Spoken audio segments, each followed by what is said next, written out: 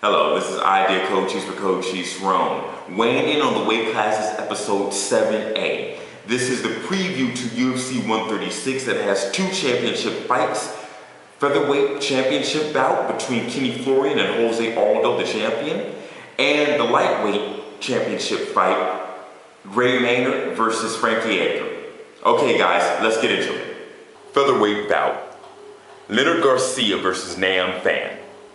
In a rematch to a UFC fight night that I don't care to look up the number to, we have Leonard Garcia versus Nam Phan 2. Anyone who has seen or heard of the first fight knows that Nam Phan lost a very controversial decision to Garcia. Karma struck back at Leonard Garcia in his devastating loss to the Korean Zombie. While Nam Phan had to fight the poison of his style and Mike Thomas Brown, which he lost. Physically strong or highly technical fighters is the Rubik's Cube that Nam Phan can't solve. Luckily, Garcia is neither of these. I cannot see how the Team Jackson member will win this one. I predict a unanimous decision win for Nam Phan. Middleweight fight, Damian Maia versus Jorge Santiago. Jorge Santiago is in the second run of an organization he's never found true success in, the UFC. Known for his spectacular fights with the hitman Kazuro Musaki, the champion, the defunct Sengoku, is facing an opponent that may be his superior in both the ground and on the feet.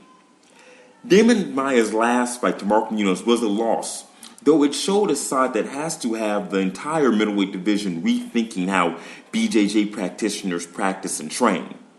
I've always wanted to see Jorge Santiago succeed, but with the diversity of the 185 division in the UFC, I don't think that's going to happen. I predict Damian Maia will mask his submission game with strikes and then get a second to third round submission win. Middleweight fight, Chael Sonnen versus Brian Stann. What's this? Oh my God, this brings back so many memories. The 1990s. Professional wrestling. WCW. The greatest tag team to have ever done it. Buff Bagwell and that other guy. No. It's Brian Stann versus Chael Sonnen. Okay, all jokes aside. The former 205 Brian Stann has found success in the 185 division. Now, this is to subpar competition, however. The knockout of Chris Lieben turned my head, but at the time it just didn't seem like it mattered that much, even from the announcers. He now faces a man that took Anderson Silva to the brink after going to a testosterone psychologist and dry cleaning his money through mortgage scams. All jokes aside, Chael Sonnen is a great wrestler, which I don't have to tell you. Something tells me that this fight for the War Hero stand will be similar to his fight and loss to Phil Davis, another great wrestler. Wrestling seems to give Brian Stann trouble, and outside of Tito Ortiz and sometimes Quentin Rampage Jackson, long layoffs tend to actually favor fighters, such as Minotauro Nogueira, Josh Koscheck, Brock Lesnar, just to name a few. I feel that Chael Sonnen has the tools to win this in unanimous decision. Lightweight fight, Joe Luzon versus Melvin Gilliard. Joe Luzon has had a hot coat MMA career thus far with no signs of that trend ending. He got notoriety when he was a student of a guy he knocked out himself, that being Jens Pulver, in The Ultimate Fighter Season 5. He holds some nice submission wins over Jeremy Stevens and Jason Reinhart, but his sub-defense game was exposed by George Stopolopoulos in UFC 123. His opponent, Melvin Gilliard, has had some great success outside of fighters that have great submissions. I feel that Joe is good but not great in the sub game. Since Joe's return, there's been somewhat of a discrepancy of his physical strength between him and his opponents, something that will be a factor with the very strong Melvin Gilliard, no matter how this fight plays out. Lauzon's main tool to win this fight is a submission game, but getting to that position to execute those submissions will be very difficult, especially with the refocused Team Jackson Melvin Gilliard. I predict a unanimous decision win for the assassin. UFC Featherweight Championship fight. The challenger, Kenny Florian versus the champion, Jose Aldo. After 4 weight classes and 2 attempts going on his third, Kenny Florian looks to once again try for a UFC title. This time he faces Jose Aldo in a weight class that can use some more name recognition. I'm not being sarcastic, but I really do feel sorry for Kenny Florian. Each time he was presented with the opportunity to get a belt in the UFC, he was matched up with the worst types of fighters for him. First it was Sean Shirk, who was just too strong with or without the steroids. Then it was BJ Penn.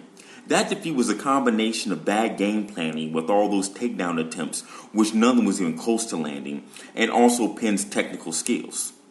Now he's presented with the 145 King in Aldo. Jose Scarface Aldo has been riddled with injuries since signing to the UFC. A delayed debut and a fifth-round gassing with his fight in Mark Harmonic finally make this guy look beatable. But I don't think Jose is any real danger here because lighter classes are for younger fighters due to the speed in which these fights can move. Kenny is technical, but he lacks the speed and has a tendency to choke in big fights. See the Gray Maynard fight. Physical elements are easier to push through than psychological ones. I expect Kenny to crack under pressure and Jose retaining. But the bigger question is, where does Kenny Florian go from here?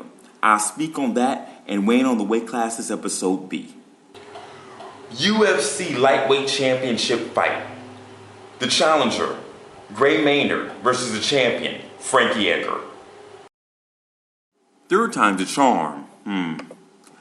After beating BJ Penn in Abu Dhabi and giving him an ass whooping in their rematch, Frankie Edgar went to find a man that was actually more deserving of getting a title shot than him in the first place, and the only man to defeat him. Gray Maynard, an imposing, rather big lightweight who blew his chance for a one-round finish because of not having faith in his own hands or nor the control to end the fight. The first round surprised many, but it seems to me that it didn't surprise anyone more than Maynard himself. That's resulted in not lining up his shots to become the champ. But what is done is done. Gray Maynard is walking around knowing that he can both beat Frankie Edgar or at least hurt him badly. Edgar is walking tall knowing that he can take anything that the bully can dish out. Now this is the time that I make the choice of who I will think will win this lightweight championship fight. You want to know what it is? I don't care who wins or loses this fight. I'm going to pull for Frankie Edgar just because I can rewatch some of his fights. See, what you may not know what I do, I rewatch all the fighters' fights leading up to whatever weighing on the weight class episode it is, and I think about what they're doing in their given positions and what their opponent would do in those given positions. I can't rewatch Gray Maynard's fights. It's just, I have too much to do and his fights are just so boring. Really, I need this rivalry to end because this is perhaps one of the most boring rivalries. Even, with the first round of their rematch back, earlier this year, I still don't care. I still don't care because both these guys have pretty much cleaned out the lightweight division at this point, and there doesn't seem to be any sort of up-and-comer that's going to challenge them. I would like Frankie Edgar to win just so he can finally face a different opponent.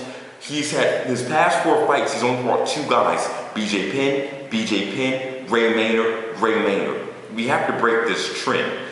I don't know who's going to stop Gray Maynard or Frankie Edgar depending on who wins or who loses, but I'm just scared that at some point if Frankie Edgar wins, then that means they're technically 1-1, and so therefore we can have a 4th fight, which I don't think anyone wants to see.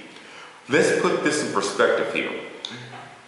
BJ Penn and Count Uno in their second fight fought for a vacant UFC lightweight title. That fight went to a draw. Now you can argue that BJ Penn won, or Count Uno looked terrible after the fight. It was a draw. After that, the UFC completely dropped the light heavyweight championship because that weight class does not have a strong enough audience at the time to carry pay-per-views. And to be honest with you, without all the other bigger things UFC is doing right now, I don't know if the UFC has a big audience to carry lightweights right now themselves. If that was one of the only weight classes that they was promoting. This is the issue over in Japan with Dream because they have no big fighters. When Pride was at its peak, What do you remember? The open weight Grand Prix, the heavyweight Grand Prix. I mean, the lightweight Grand Prix and the middleweight piggybacked on those, and really either the featherweight championship fight or the lightweight fight should have piggybacked off the John Jones Rampage from UFC 135. This has the potential to be a fighting fans' wet dream with all the very good matches that are on this card. This card has some very good matchups, but from a commercial standpoint and from the sheer amount of MMA that's been going on recently, we could be experiencing burnout. Back on the 24th, there was the Belcher had an event, UFC 135 and Dream 17 all happened in one day. This does not have the same amount of competition, but we just had UFC Live, number 6, I believe, and it's just getting to be, things are becoming very fuzzy on who's doing what and what fights matter. I really want the lightweight division to matter. I want the featherweight division to matter. I want, well, the bantamweight, the flyweight. I want all these divisions to matter, but at the same time, we can't have as much fighting as we're having going on without these things being consolidated on bigger and stronger cards. This card on paper looks to be probably the best card since, before UFC Rio. UFC Rio was a very good card because there's a lot of squash matches, which needs to be. But on paper, this is actually one of the better cards on in recent memory. So please go and check this out. Support the lighter weight divisions. But like I said, I don't care who wins the lightweight championship fight. I'm just hoping it's just going to be entertaining. And I think that's all any of the fight fans can ask for. Okay, guys. See you in episode 70. Peace.